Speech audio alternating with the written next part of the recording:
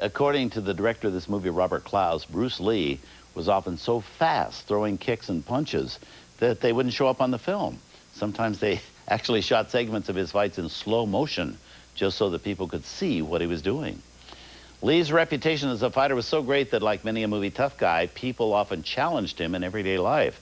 And Clouse recalled one day when an extra, who was a member of a Hong Kong street gang, challenged Lee to a fight.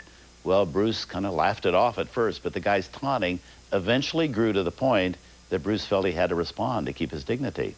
And according to Clouse, Bruce dispatched the guy in about 5 seconds and gave him a bloody lip by which to remember Bruce Lee. Up next, our look at martial arts stunt work continues with a film starring one of the stunt extras that Bruce Lee dispatched in this film we just saw. His name, Jackie Chan. Turner Classic Movies is open all night. High-kicking cop Jackie Chan breaks an international spy ring in Jackie Chan's First Strike. Then U.S. Commander Glenn Ford relies on Okinawan translator Marlon Brando in the tea house of the August moon. And the love of Lorraine Day changes Cary Grant's greedy heart in Mr. Lucky. Wherein the money on Turner Classic Movies all night. You're watching Turner Classic Movies.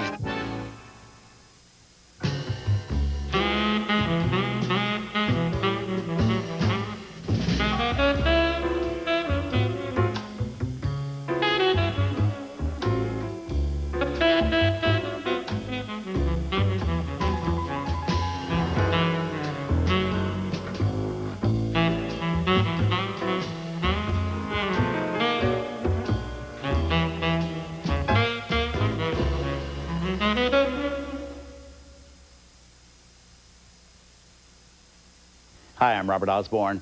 Our look at movies with great martial arts stunt work continues right now with a film that stars Jackie Chan. It's a movie called First Strike, and it's a film that Jackie made in Hong Kong in 1996 and was released here in the United States by New Line Cinema a year later. In it, Jackie plays a Hong Kong police officer who gets caught up in an international attempt to steal a nuclear weapon. Now, if you were with us for our last film, Enter the Dragon, this next movie is going to be particularly interesting due to the stylistic differences between Bruce Lee and Jackie Chan, who, like Bruce Lee, did all of his own stunts. Now, Bruce Lee was a fighter adept at using weapons and never fearful of his opponents. Jackie Chan, however, is a much more reluctant hero in his films, always willing to take action but never seeking it out. Jackie's style of fighting also incorporates everyday items as his weapons. And in the case of our next movie, one of the weapons is an 8-foot ladder, which he uses to fend off some opponents.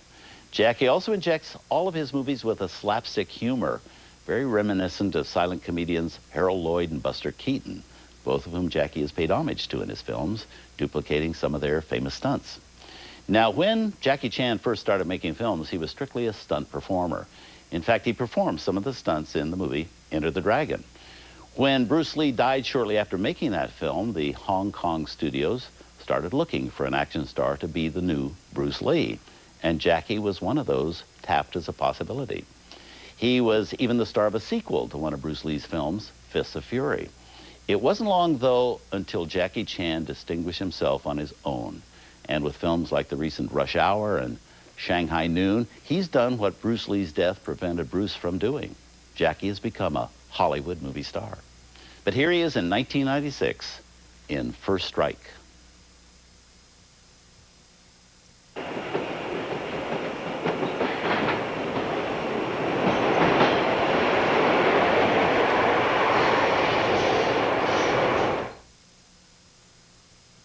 This film was one of several that Jackie Chan made in Hong Kong, which was then later picked up for American distribution.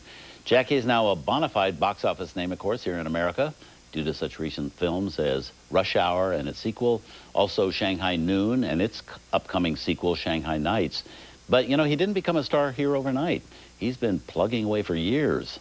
I first met him in 1980 when he was on location in San Antonio making a film called The Big Brawl and co-starred with no less than Jose Ferrer. Jackie Chan followed up that film with the Burt Reynolds comedy Cannonball Run and its sequel, but it wasn't really until his Hong Kong-produced film Rumble in the Bronx was released here in 1995 that mainstream American audiences really started to take notice of Jackie Chan. Up next, a change of pace as Marlon Brando and Glenn Ford star in a comedy set in post-World War II Okinawa. Turner Classic Movies is open all night. Okinawan translator Marlon Brando helps occupying troops adjust in the tea house of the August moon. Then gambling man Cary Grant hits it big with Lorraine Day in Mr. Lucky. And slipshod lawman Thomas Mitchell tries to take down Billy the Kid in The Outlaw. Turner Classic Movies shoots from the hip all night. They're timeless. They've set standards for greatness. The movies that define what it is to be a classic. They are The Essentials. Hosted by Rob Reiner. Every Sunday at 6 p.m. Completely commercial-free. Only on Turner Classic Movies.